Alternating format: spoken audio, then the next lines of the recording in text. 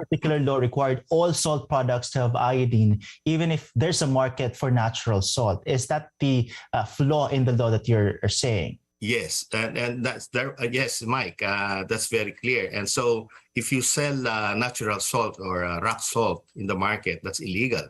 You need a permit from the FDA. So that killed our salt industry, which is a very, very vital ingredients in our supply chain. It's not only there's so many 14,000 uses of salt for food, for manufacturing, for chemicals, pharmaceuticals. We use salt. Just like any other raw materials in the processing of our products. Also in our food, you do not have fish paste or a bagoong or fish patis, and also we're dying and you use as the salt. Sir, I understand that the ASIN law was passed in 1995, but was this situation not contemplated? Were the needs for natural salt not actually thought of by lawmakers when they passed that particular law? Well, I would suppose that because if you recall, then Secretary Flavier has a jingle that really espouses for the use of iodized salt for those that are lacking iodine. There's nothing wrong with that, but unfortunately, there are also some other uses of salt, and the law make it illegal to manufacture salt without iodine. That's not iodized. So that's the fault of the law, and we're asking Congress and Senate if they can do something about it. We're not asking for a repeal of the salt as be iodized, but also give incentives for those our manufacturers and producers to produce natural salt, which has its uses also. Now, in that particular law, I assume that particular law was really crafted to help those who are malnourished or may have lacking nutrients in their food supply. But that particular law also provides for support, supposedly by the Department of Trade and Industry, to local producers of salt. They're supposed to help them secure loans and other financial needs. Has that happened? That's a problem, Mike. It did not happen. Just like any other products that we have, we have beautiful laws, but the implementation of these laws, especially for agricultural sector, has been neglected because the budget are not there, the attention is not there. Now, we will have a little crisis if we do not have salt. I cannot imagine ourselves, we eat something for our table. You use salt as an ingredient. Senator Joel Villanueva has passed a resolution looking into whether we can revive our salt industry. But what's the prospect, Mr. Fausto? Because if we're saying that the industry is dead, how can we revive it and supply the needs for natural salt, especially if there's a particular law requiring the production of iodized salt only? That's why there's a need to amend the law. And we have the second longest shoreline in the world. We have 36,000 kilometers of shoreline. It's really embarrassing that we are importing salt from Australia, China, and some also in Thailand and New Zealand. Last year, we imported 646,000 metric tons of salt. And that does not include already the need for our coconut trees, which is the cheapest source of fertilizer is salt. And also the cheapest source of our feeds for our animals is salt. But what can be done after changing the law, Mr. Fausto? Should the government provide incentives for local salt producers to actually invest in machines, equipment, and all other needs to be able to prop up the salt industry? And how long will it take? Well, if you remember Pangasinan, the name Pangasinan comes from pang-asinan, and it's in the salt in Bolinao, in Alaminos, also in Ilocos provinces. These salts are being produced, and it can easily be with a 70-kilometer long shoreline. We can already be sufficient with salt. But we need a economies of scale. We need the volume because salt is cheap, and to make money for farmers, we need big investors to really process the salt. And so therefore, investments or incentives for investment should be given for those that will produce, especially natural salt, so that people can come in and start producing again salt for our needs. But for the time being, Mr. Fausto, while the law has not yet been repealed, is there anything that the government can do, particularly the executive, to ensure that we don't meet a salt crisis? Well, the problem of the salt farmers is that they cannot get permits or licenses, because it will be illegal to produce salt that is not iodized. So I would suppose if you say rock salt or natural salt in the market, in the palenques, that will be illegal. And that's why sometimes I was able to buy some, but I know it's illegal to buy this. But this is the cheapest source for our, especially me. We are in dairy. We need a lot of salt for our carabaos and our cows.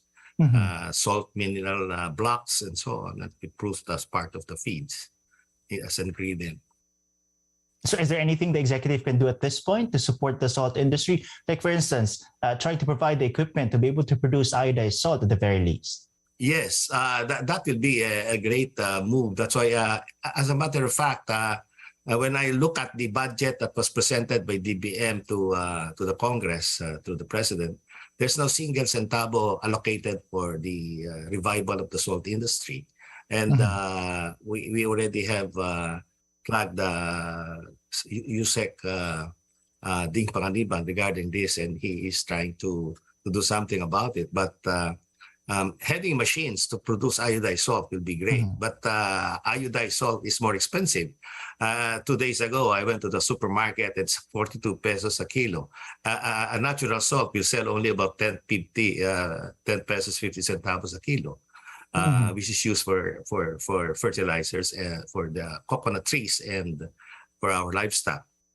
So that's the difference. So we need a volume for economies of scale for those who will enter the production of salt. Mr. Fausto, how serious is the government in implementing the ASIN law, prosecuting those who produce natural salt without iodine? I was looking, while talking to you, I was looking at the particular law. There were no prohibited acts, but there are sanctions for those who violate the law. But I couldn't seem to find an express requirement that only iodized salt should be produced. But trusting from your experience, are you seeing that this is really being prosecuted, the production of natural salt? Not really, because we can still buy rock salt in the palenques. But using this as a violation of the law, it prohibits local government units. Perhaps it deterred them from issuing permits and licenses for those who will produce salt, because you can see it can be used against them as violating the ASIN law. So that's the prohibition. That's why we need to immediately revise the law. And I'd like to thank Senator Joel Villanueva for taking a look at this.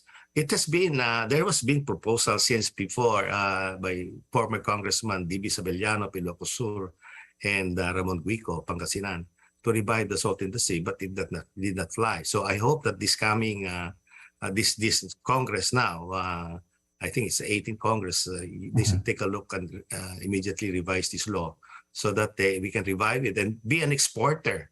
Be an exporter of salt. Can you imagine? We have one of the longest shoreline, and it's still very importing salt. It's really embarrassing.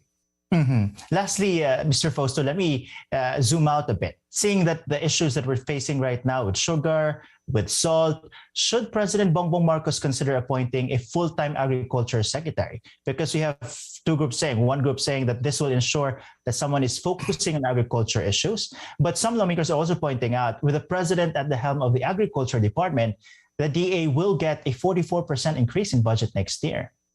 That's What do right. you think? We are very happy, Mike, that the president is the secretary, because now we are assured we will no longer go house to house or door to door to the congressmen and the senators asking and begging for increase in budget for the Department of Agriculture.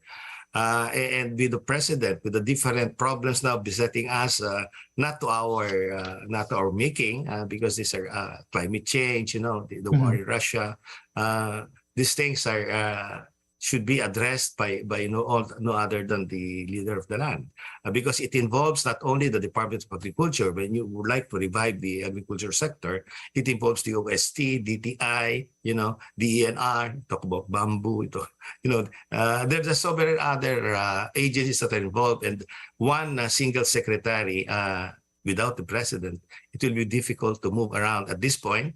But when everything settles down within this year, I would suppose that because of the numerous activities and responsibilities the president has, eventually, I guess he has to do that. But at the moment, we are happy that he's there. How soon, Mr. Fausto, though? Because in the sugar mess that we're seeing, supposedly one of the reasons why an undersecretary signed that sugar order was because there was no response yet from the president whether to issue that sugar order. How soon should a president appoint a full-time agriculture secretary to ensure that all the requirements of a particular agency are actually met? In this case, we are facing a food shortage and food emergency for this year because of these things that I mentioned. We have problems of the fertilizer increases in cost, the inputs, and without the president there at the helm, it will be difficult to really move this. We have an incoming, we'll be projecting and anticipating that come November, we'll have problem on our fish requirement, because we will be declaring a fish holiday by November up to February. If we are not ready for it for this coming November, we will have no fish this coming last quarter of the year. So this thing has to be anticipated and be done immediately.